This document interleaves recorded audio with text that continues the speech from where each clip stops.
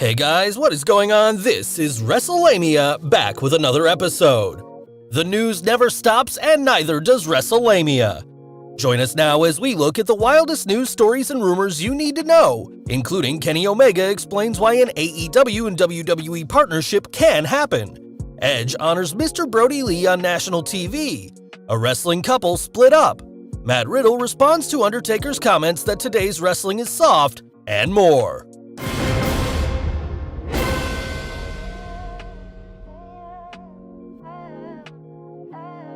Kenny Omega thinks AEW and WWE collaboration could happen. Could AEW and WWE form a business partnership where they share talent? That's something AEW Executive Vice President Kenny Omega believes could happen and explained why during an exclusive interview with TalkSport's Alex McCarthy. Omega discussed the concerns any promotion has when teaming up with another. Are you going to come out looking stronger, losing money, losing prestige, losing value? I understand there's a fear to that.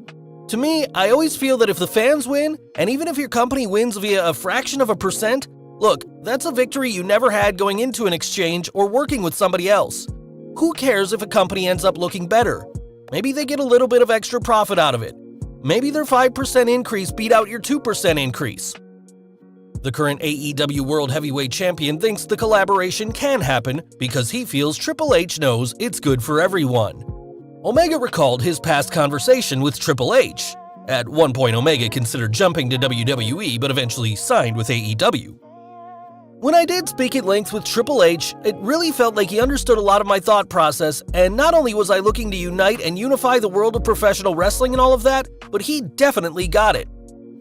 In Omega's mind, Triple H seems to be the key to a potential partnership. When Triple H does say things like he's open for business, I do think if there is a situation which could maybe eliminate some of the worries and fears from the other people that have a say in making these things happen, I do see it as being a reality. There's been lots of talk about a potential collaboration between AEW and the WWE ever since AEW President Tony Khan said he'd welcome the WWE to work together. Still, fans are skeptical given the difficulties of getting two national promotions to cooperate and, even more, due to Vince McMahon's reputation for typically ignoring other promotions. Triple H may be open to the idea, but Mr. Stephanie McMahon would have to persuade his father-in-law, a daunting task for anyone. Do you think Kenny Omega is right, or is he merely trying to get people talking? Let us know what you think in the comments below. Matt Riddle responds to Undertaker criticism. The Undertaker's remarks to Joe Rogan that today's wrestling product is soft continues to cause reactions from contemporary wrestlers, including Matt Riddle. Wrestling's ultimate bro spoke with Vicente Beltran of Vibe and Wrestling, firing back, "I would say to The Undertaker and everybody else, times have changed. The human race and everyone is evolving, and yes, we don't carry knives and guns to work because we have metal detectors to keep us safe so people don't do that.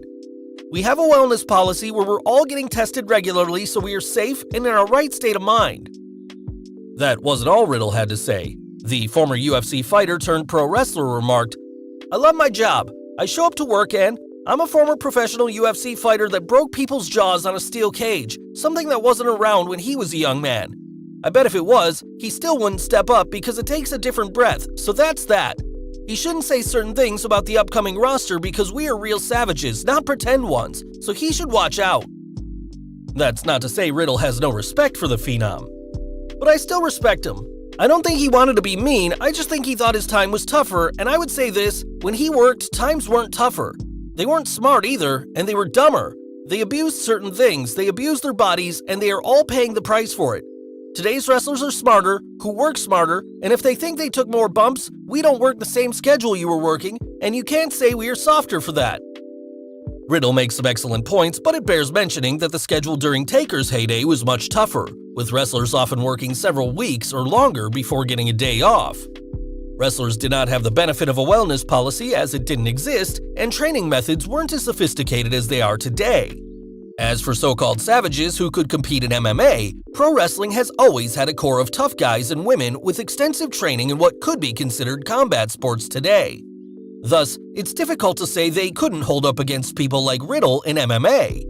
One need look no further than wrestlers such as Harley Race, Bad News Brown, Haku, Danny Hodge, Gene LaBelle, Peter Maivia, or the Iron Sheik to see men who could have competed in the octagon had it existed in their prime.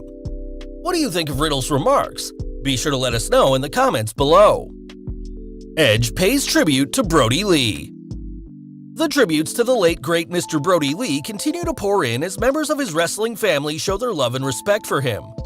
The latest to honor the former leader of the Dark Order is Edge, who provided the introduction for the 20th February edition of Hockey Night in Canada, which featured the Toronto Maple Leafs taking on the Montreal Canadiens. During the video, Edge shared his memory of growing up watching games as well as professional wrestling at Toronto's historic Maple Leaf Gardens venue. It's a heartfelt video worth checking out whether you're a hockey fan or an Edge fan. Edge tweeted about his experience, "You have no idea what being asked to do the intro to Hockey Night in Canada means to me. For a Leafs vs. Habs game, someone pinch me please. And to hear Ron McLean say my mom's name, she's smiling somewhere. She loved Ron. It's Saturday night. You know what that means." Edge wore a John Huber Forever t-shirt during the video and later tweeted its significance to fans. "For all of those asking, the John Huber Forever shirt I wore tonight is from Violent Gents, with all proceeds going to John's family. Any others are knockoffs that don't go to his family." It's fantastic to see Edge get an opportunity like this and subtly help Mr. Brodie Lee in the process. Just another reminder of how close-knit wrestlers are. Cesaro talks why he stayed in WWE. WWE wrestler Cesaro has had an uneven push during his long run in WWE, and at times he's been vocal about wanting to do more than count the lights for opponents and hover in and out of the mid-card. Recently, the Swiss Superman's WWE contract came up for renewal, leading to speculation that he might head off to another wrestling promotion and try his luck elsewhere. As fans know, Cesaro recently signed a new deal with WWE. But were there any thoughts about bailing on WWE? Cesaro brought this up during an interview with the New York Post's Joseph Staszewski. Of course, you start to think, okay, what are other options or other possibilities? How can I improve my standing, maybe through some outside ventures or whatever? But in the end, I just figured, okay, when the right moment comes, I'll be ready and I'll knock it out of the park. It seems Cesaro is just waiting for the right moment, and the 2021 Elimination Chamber could be it as he sees things. Cesaro brought up a big moment from 2019 that he thinks could happen to him. Just 2 years ago we had Kofi Mania, right? That was kicked off by the Chamber as well. As much as I feel every moment of the year is important, this part of the year where it goes into WrestleMania season is overdrive. It's important to pick up some momentum, and it's also really hard to pick up some momentum. I feel like I've managed to do that. I'm extremely excited. I'm also excited for all the people who have been supporting me over the past years. Hopefully, I make them proud. Some fans are speculating that Cesaro will win the #1 contenders match in the Elimination Chamber and get a Universal Championship match against Roman Reigns. Would you like to see this happen? If not, who would you like to see win SmackDown's Elimination Chamber bout? Be sure to check back later for Wrestlemania's full coverage and analysis of the 2021 Elimination Chamber pay-per-view. Wrestling couple split up.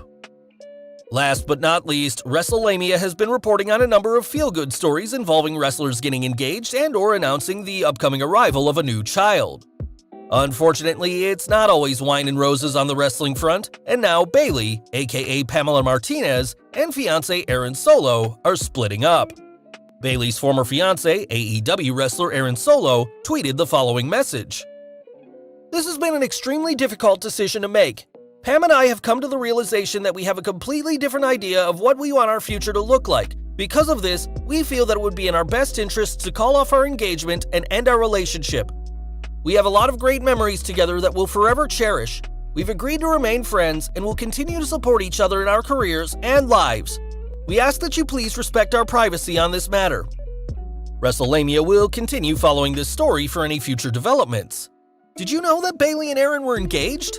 Recently, Wrestlelamia reported that Liv Morgan and Bo Dallas are an item and that they are both starting up a real estate business. Well guys, there you have it, the wildest news stories and rumors you need to know in wrestling. What did you think of these stories and rumors? Be sure to leave your comments and don't forget to subscribe to our channel, follow us on Instagram and Twitter, and I'll see you next time for some more wrestling content.